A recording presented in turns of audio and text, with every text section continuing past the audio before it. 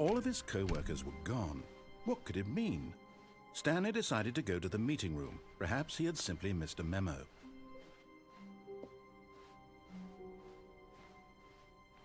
When Stanley came to a set of 2 open doors, he entered the door on his left.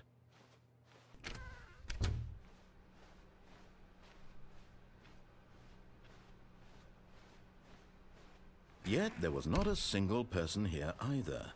Feeling a wave of disbelief, Stanley decided to go up to his boss's. Stanley stepped into the broom closet, but there was nothing here, so he turned around and got back on track.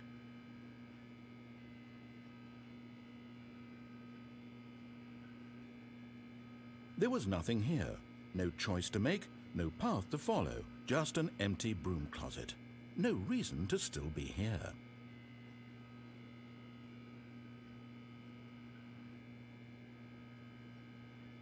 It was baffling that Stanley was still just sitting in the broom closet. He wasn't even doing anything. At least if there was something to interact with, he'd be justified in some way. As it is, he's literally just standing there doing sweet FA.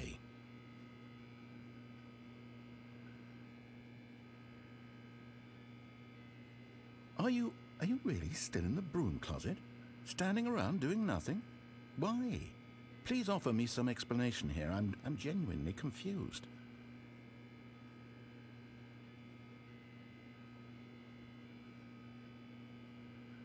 You do realize there's no choice or anything in here, right?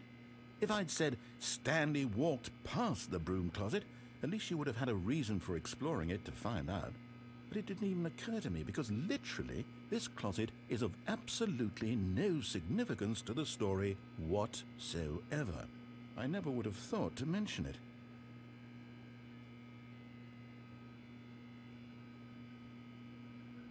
Maybe to you this is somehow its own branching path.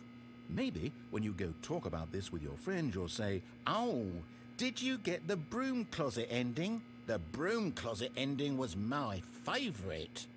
I hope your friends find this concerning.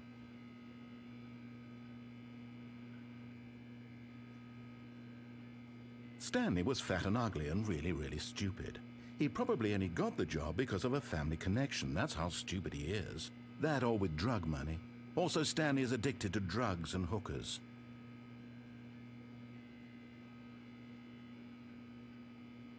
Well, I've come to a very definite conclusion about what's going on right now. You're dead. You got to this broom closet, explored it a bit, and were just about to leave because there's nothing here, when a physical malady of some sort shut down your central nervous system and you collapsed on the keyboard. Well, in a situation like this, the responsible thing is to alert someone nearby so as to ensure that your body is taken care of before it begins to decompose. Hello? Anyone who happens to be nearby? The person at this computer is dead. They have fallen prey to any number of your countless human physiological vulnerabilities. It's indicative of the long-term sustainability of your species. Please remove their corpse from the area and instruct another human to take their place, making sure they understand basic first-person video game mechanics and filling them in on the history of narrative tropes in video gaming, so that the irony and insightful commentary of this game is not lost on them. All right, when you've done that, just step out into the hallway. Ah, second player, it's good to have you on board.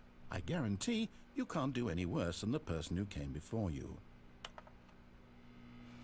You too? Unbelievable. I'm at the mercy of an entire species of invalids. Perhaps there's a monkey nearby you can hand the controls to. A fish? Fungus? Look, you can hammer out the details. I'm not particularly picky. I'll just be waiting for when you're ready to pick up the story again.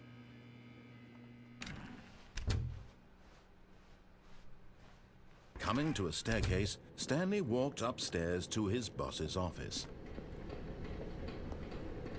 But Stanley just couldn't do it. He considered the possibility of facing his boss. Admitting he had left his post during work hours, he might be fired for that. And in such a competitive economy, why had he taken that risk? All because he believed everyone had vanished? His boss would think he was crazy. And then something occurred to Stanley. Maybe He thought to himself, maybe I am crazy. All of my co-workers blinking mysteriously out of existence in a single moment for no reason at all. None of it made any logical sense. And as Stanley pondered this, he began to make other strange observations. For example, why couldn't he see his feet when he looked down? Why did doors close automatically behind him wherever he went? And for that matter, these rooms were starting to look pretty familiar. Were they simply repeating? No, Stanley said to himself, this is all too strange. This can't be real. And at last, he came to the conclusion that had been on the tip of his tongue. He just hadn't found the words for it. I'm dreaming, he yelled. This is all a dream. Oh, what a relief Stanley felt to have finally found an answer, an explanation. His co-workers weren't actually gone. He wasn't going to lose his job. He wasn't crazy after all. And he thought to himself, I suppose I'll wake up soon. I'll have to go back to my boring real-life job pushing buttons. I may as well enjoy this while I'm still lucid. So he imagined himself flying and began to gently float above the ground. Then he imagined himself soaring through space on a magical starfield, and it too appeared. It was so much fun, and Stanley marveled that he had still not woken up. How was he remaining so lucid? And then perhaps the strangest question of them all entered Stanley's head. One he was amazed he hadn't asked himself sooner. Why is there a voice in my head dictating everything that I'm doing and thinking? Now the voice was describing itself being considered by Stanley, who found it particularly strange. I'm dreaming about a voice describing me, thinking about how it's describing my thoughts, he thought.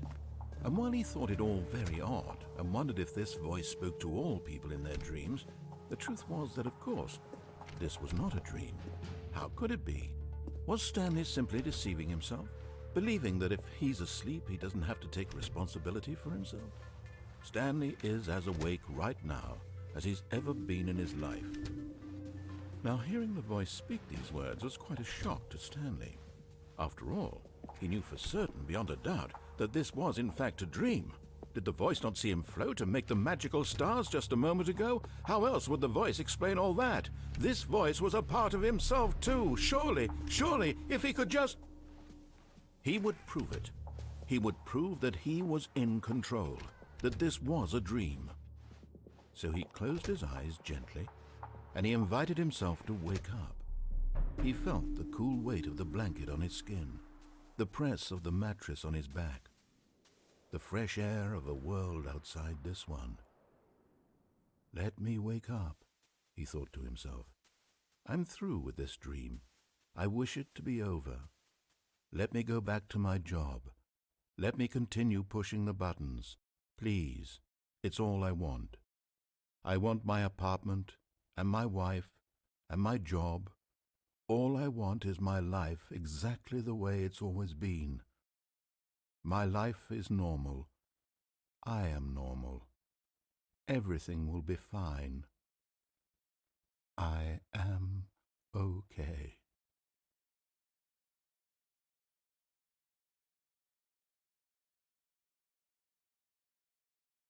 Stanley began screaming. Please, someone, wake me up. My name is Stanley. I have a boss. I have an office. I am real. Please, just someone tell me I am real. I must be real. I must be. Can anyone hear my voice? Who am I? Who am I? And everything went black.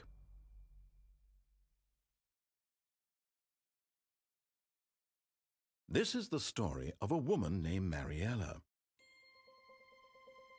Mariella woke up on a day like any other. She arose, got dressed, gathered her belongings, and walked to her place of work. But on this particular day, her walk was interrupted by the body of a man who had stumbled through town talking and screaming to himself, and then collapsed dead on the sidewalk. And although she would soon turn to go call for an ambulance, for just a few brief moments, she considered the strange man. He was obviously crazy. This much she knew. Everyone knows what crazy people look like. And in that moment, she thought to herself how lucky she was to be normal. I am sane. I am in control of my mind. I know what is real and what isn't. It was comforting to think this, and in a certain way, seeing this man made her feel better.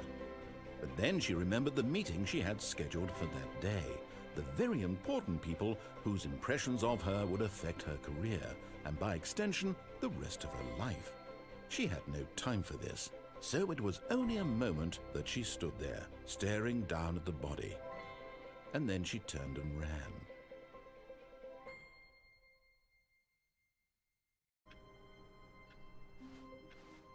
Stanley knew the office layout like the back of his hand. It was only a matter of time before he found the others, wherever they were. Just a matter of time. When Stanley came to a set of 2 open doors, this was not the correct way to the meeting room, and Stanley knew it perfectly well. Perhaps he wanted to stop by the employee lounge first, just to admire it. The lounge was sublime, a work of art. But eager to get back to business, Stanley took the first open door on his left. And so he detoured through the maintenance section, walked straight ahead to the opposite door, and got back on track.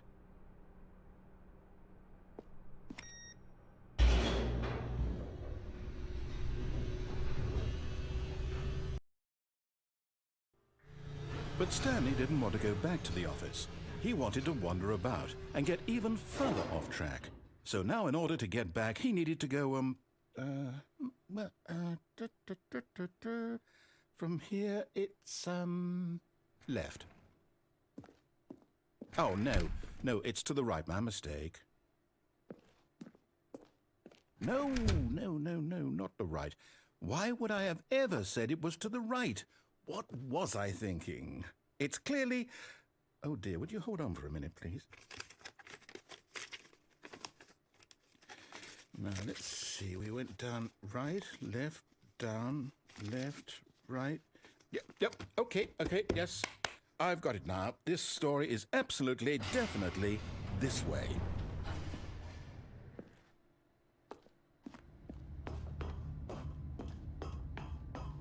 No. This isn't right at all. You're not supposed to be here yet. This is all a spoiler. Quick, Stanley, close your eyes. Okay. We just have to get back to, oh, who am I kidding? It's all rubbish now. The whole story completely unusable. How about, rather than waste my time trying to salvage this nonsense, we'll just restart the game from the beginning. And this time, suppose we don't wander so far off track, Okay, from the top.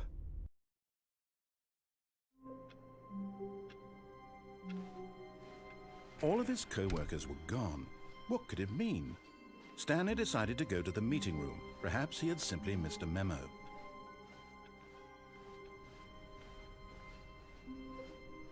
When Stanley... Wait, what? No, I restarted. I swear I definitely restarted the game over, completely fresh. Everything should be... Oh, did something change? Stanley, did you change anything when we were back in that room with all the monitors? Did you move the story somewhere or... Hold on. Why am I asking you? I'm the one who wrote the story. It was right here just a minute ago. I know for sure that it's here somewhere. Okay, then. It's an adventure. Come, Stanley. Let's find the story.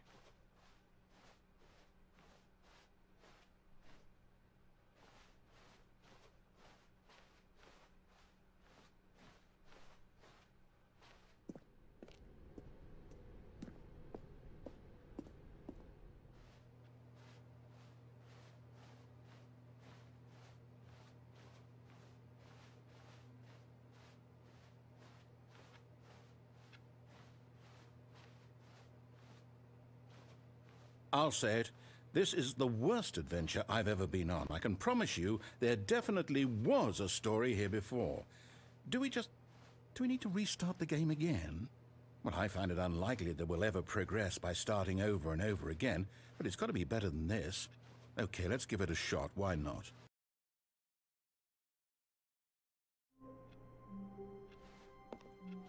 All of his co-workers were gone. What could it mean? Stanley decided to go to the meeting room. Perhaps he had simply missed a memo.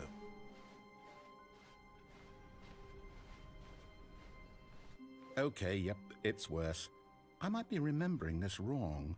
It's possible the story is back where we just came from.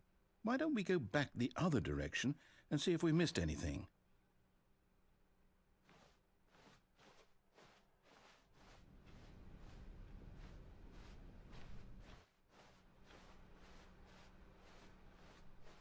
Aha! I knew we'd miss something. The story. Here it comes. No, wait, never mind. Not the story. Okay, let's head back the other way and retrace our steps.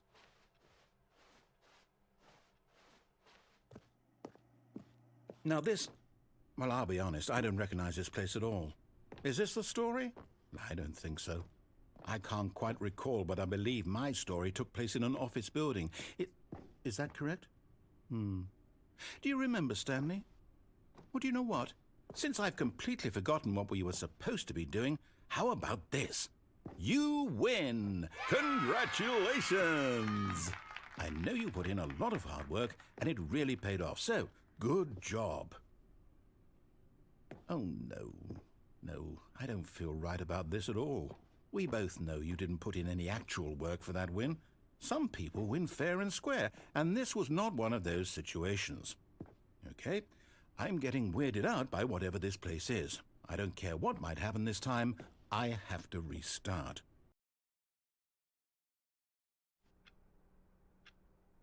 All right, I've got a solution. This time, to make sure we don't get lost, I've employed the help of the Stanley Parable Adventure Line. Just follow the line. How simple is that?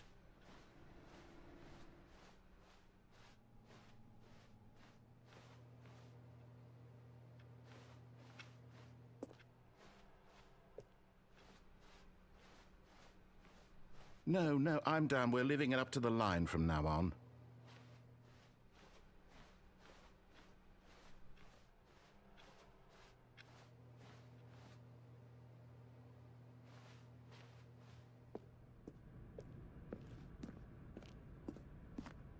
You see? The line knows where the story is. It's over in this direction. Onward, Stanley, to destiny. Though, here's a thought. Wouldn't wherever we end up be our destination, even if there's no story there? Or to put it another way, is the story of no destination still a story? Simply by the act of moving forward, are we implying a journey such that a destination is inevitably conjured into being via the very manifestation of the nature of life itself? Okay, Stanley, I need to follow this train of thought for a minute. Just stick with me. Now, we can both agree that the nature of existence is in fact a byproduct of one's subjective experience of that existence, right? Okay, now if my experience of your existence rests inside of your subjective experience of this office, is this office in fact the skeleton of my own relative experiential mental subjective construct? Whoa. Hang on. That got a bit weird back there. Well, I'd like to apologize. Not sure where I was going with all that. You know what? I think what we need right now is a bit of music to lighten the mood.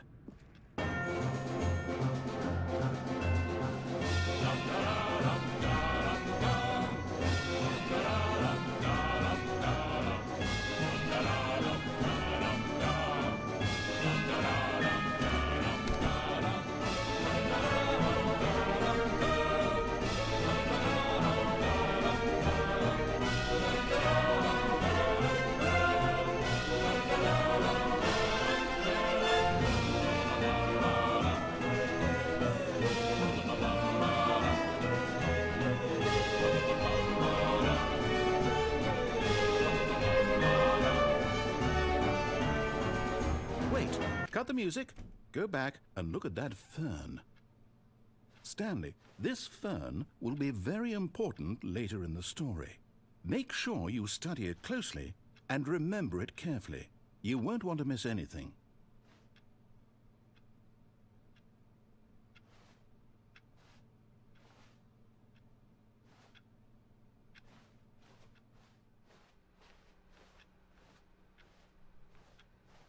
Wait, what?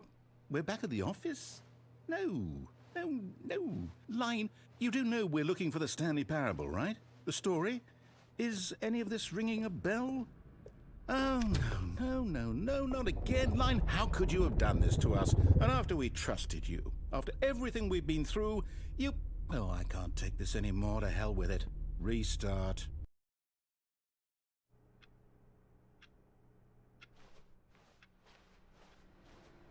You know what, Stanley?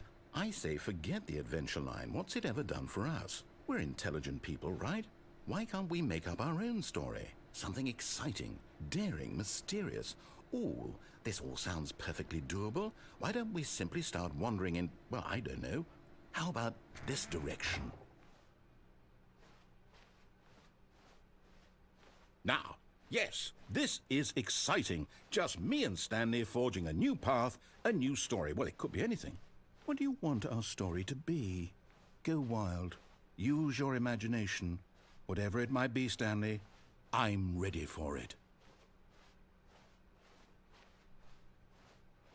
Oh, no, not you again. Stanley, I'd also like to veto the line from having any role in our awesome new story. No lines or monitor rooms. Just don't acknowledge it, and we should be fine.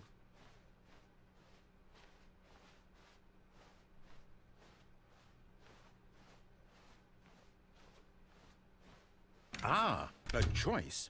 We get to make a decision. From here, the story is in our control. How important we mustn't squander the opportunity. In fact, I believe I need a minute to think here. Just walk in circles for a minute. Okay, so I know that each door has to lead somewhere, which means that somewhere, the place where we're trying to go, there must be a reverse door that leads here.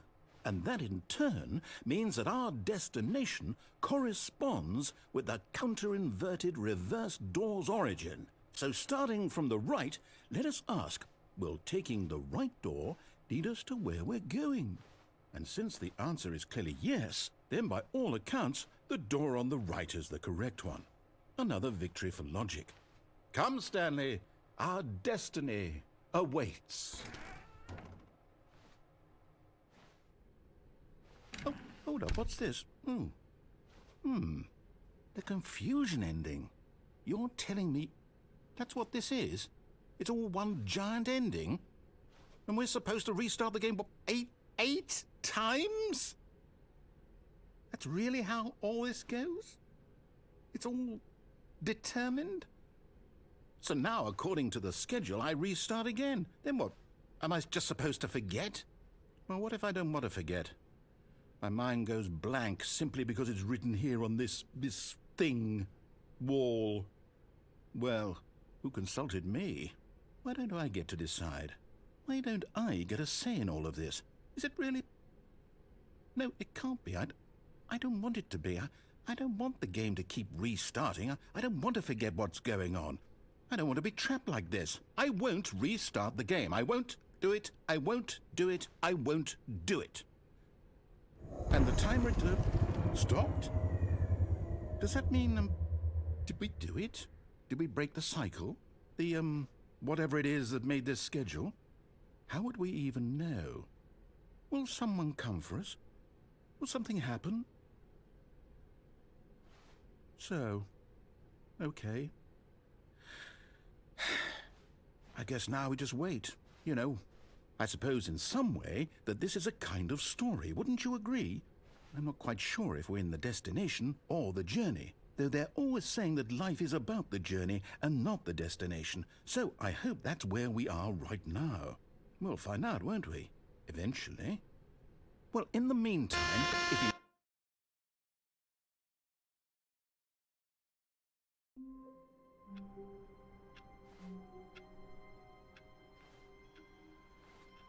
I can't wait to tell this story to my co-workers, Stanley thought. How amusing they'll find it. Oh, won't we all just laugh and laugh at the time I thought everyone had gone missing.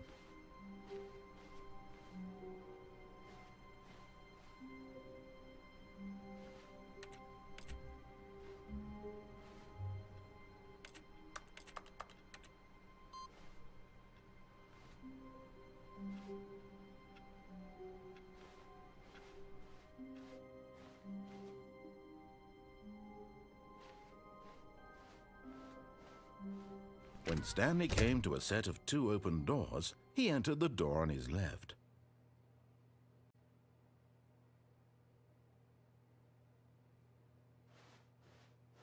This was not the correct way to the meeting room, and Stanley knew it perfectly well. Perhaps he wanted to stop by the employee lounge first, just to admire it.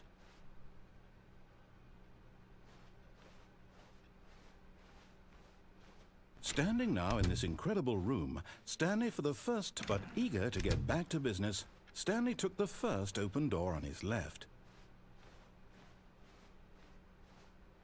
Stanley was so bad at following directions, it's incredible he wasn't fired years ago. Look, Stanley, I think perhaps we've gotten off on the wrong foot here. I'm not your enemy, really, I'm not. I realize that investing your trust in someone else can be difficult, but the fact is that the story has been about nothing but you all this time. There's someone you've been neglecting, Stanley. Someone you've forgotten about. Please, stop trying to make every decision by yourself. Now, I'm not asking for me, I'm asking for her. This is it, Stanley. Your chance to redeem yourself. To put your work aside, to let her back into your life. She's been waiting. That's her, Stanley. You need to be the one to do this, to reach out to her. If you can truly place your faith in another, then pick up the phone.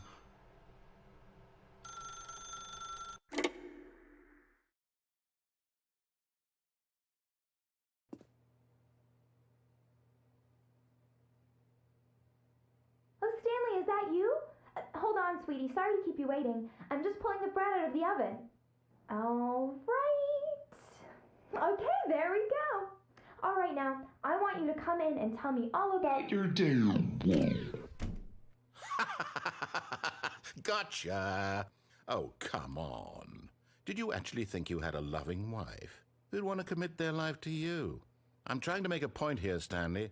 I'm trying to get you to see something. Come inside.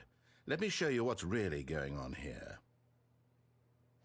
Sorry, but you're in my story now. This is a very sad story about the death of a man named Stanley. Stanley is quite a boring fellow. He has a job that demands nothing of him, and every button that he pushes is a reminder of the inconsequential nature of his existence. Look at him there, pushing buttons, doing exactly what he's told to do. Now he's pushing a button. Now he's eating lunch. Now he's going home. Now he's coming back to work. One might even feel sorry for him, except that he's chosen this life. But in his mind, in his mind he can go on fantastic adventures. From behind his desk, Stanley dreamed of wild expeditions into the unknown, fantastic discoveries of new lands. It was wonderful, and each day that he returned to work was a reminder that none of it would ever happen to him. And so he began to fantasize about his own job. First, he imagined that one day while at work, he stepped up from his desk to realize that all of his co-workers, his boss, everyone in the building had suddenly vanished off the face of the earth. The thought excited him terribly. So he went further. He imagined that he came to two open doors and that he could go through either. At last, choice. It barely even mattered what lay behind each door. The mere thought that his decisions would mean something was almost too wonderful to behold. As he wandered through this fantasy world, he began to fill it with many possible paths and destinations. Down one path lay an enormous round room with monitors and mind controls. And down another was a yellow line that weaved in many directions. And down another was a game with a baby. And he called it the Stanley Parable. It was such a wonderful fantasy, and so in his head he relived it again, and then again, and again, over and over, wishing beyond hope that it would never end, that he might always feel this free. Surely there's an answer down some new path, mustn't there be? Perhaps if he played just one more time. But there is no answer. How could there possibly be? In reality, all he's doing is pushing the same buttons he always has. Nothing has changed. The longer he spends here, the more invested he gets, the more he forgets which life is the real one. And I'm trying to tell him this, that in this world he can never be anything but an observer, that as long as he remains here, he's slowly killing himself. But he won't listen to me. He won't stop. Here, watch this. Stanley, the next time the screen asks you to push a button, do not do it. You see? Can he just not hear me?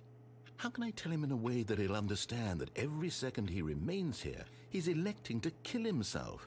How can I get him to see what I see? How can I make him look at himself? I suppose I can't, not in the way I want him to. But I don't make the rules. I simply play to my intended purpose, the same as Stanley. We're not so different, I suppose.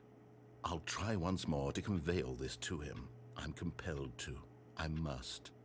Perhaps, well, maybe this time he'll see. Maybe this time. And I tried again, and Stanley pushed a button.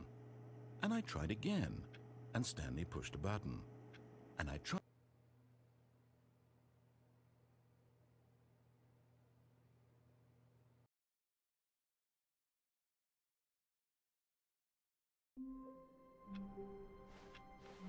All of his co-workers were gone.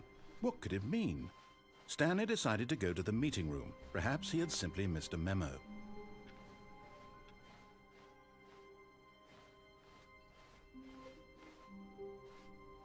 When Stanley came to a set of 2 open doors, this was not the correct way to the meeting room, and Stanley knew it perfectly well. Perhaps he wanted to stop by the employee lounge first, just to admire it. Stanley felt lightheaded, butterflies in his stomach, giddy in a way he had never known before. Was it this room? A connection between the two? Could a man love a room? I mean, truly, truly, deeply, madly love. But eager to get back to business, Stanley took the first open door on his left.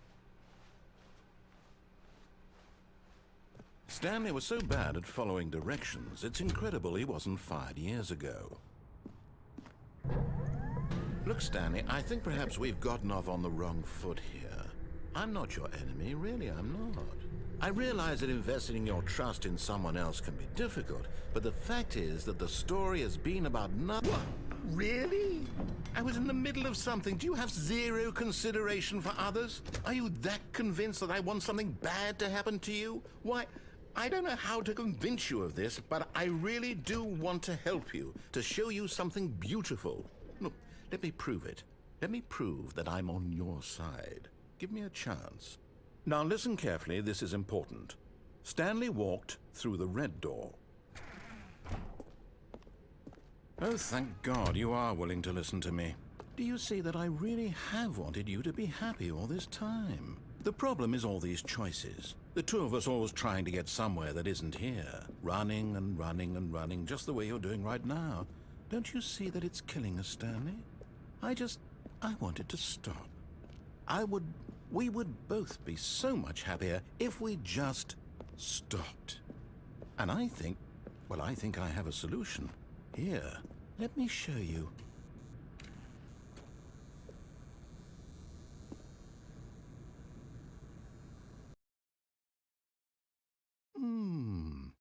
What do we want? What are we looking for? Here.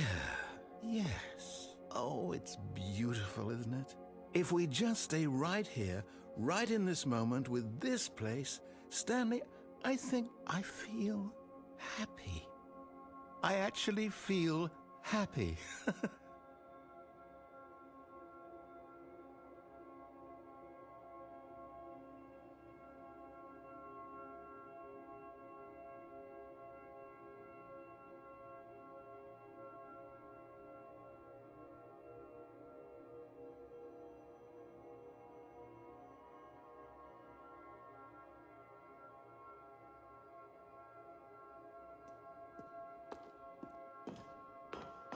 No, wait.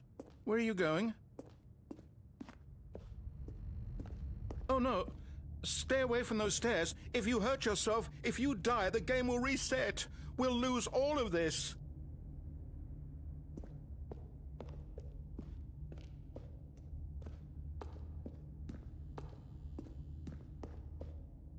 Please, no, Stanley, let me stay here. Don't take this from me. Please, Stanley, think about what you're doing.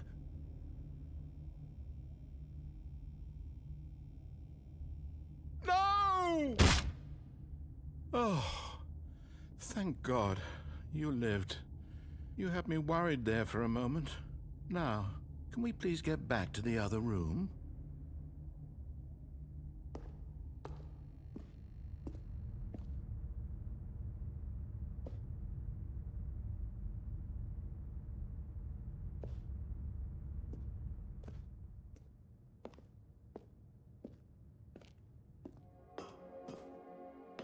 There. See?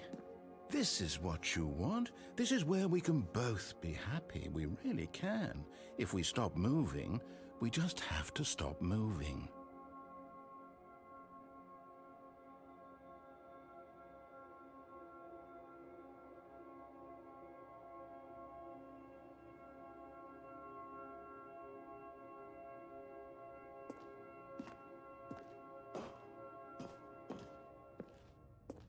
Stanley, go back.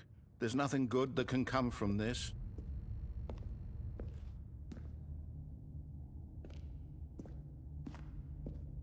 No. No, no. What are you doing, Stanley? Do you just not believe me? What can I say to convince you?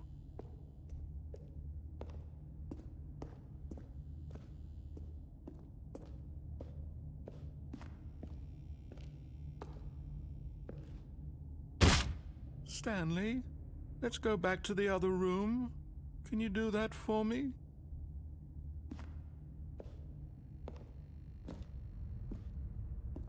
Yes, perhaps you can. Perhaps you finally see what I'm talking about.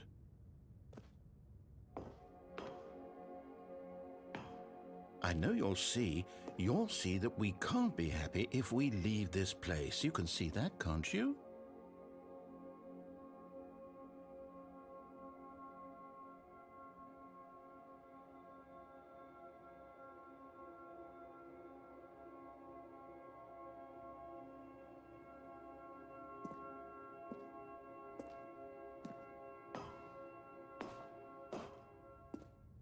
No, perhaps not.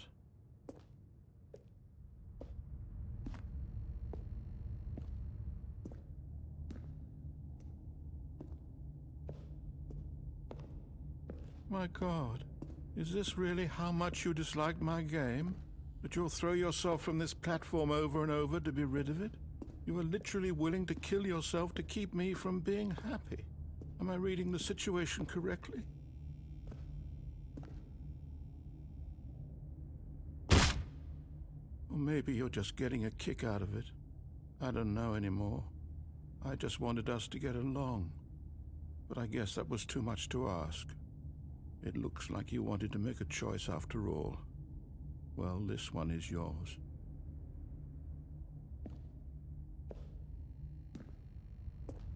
Do you actually want to stay alive?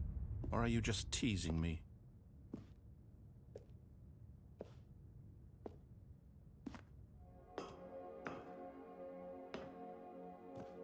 I wanted us to be happy here, Stanley. I really did.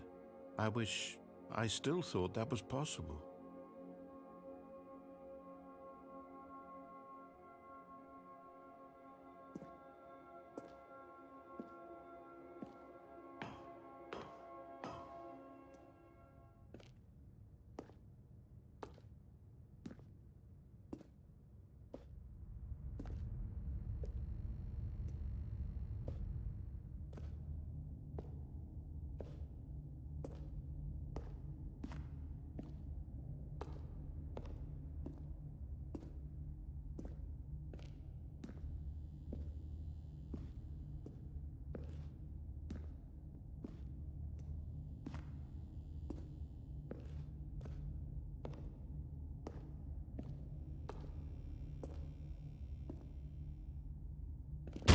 Is it over? It's going to restart, isn't it? I'm going back.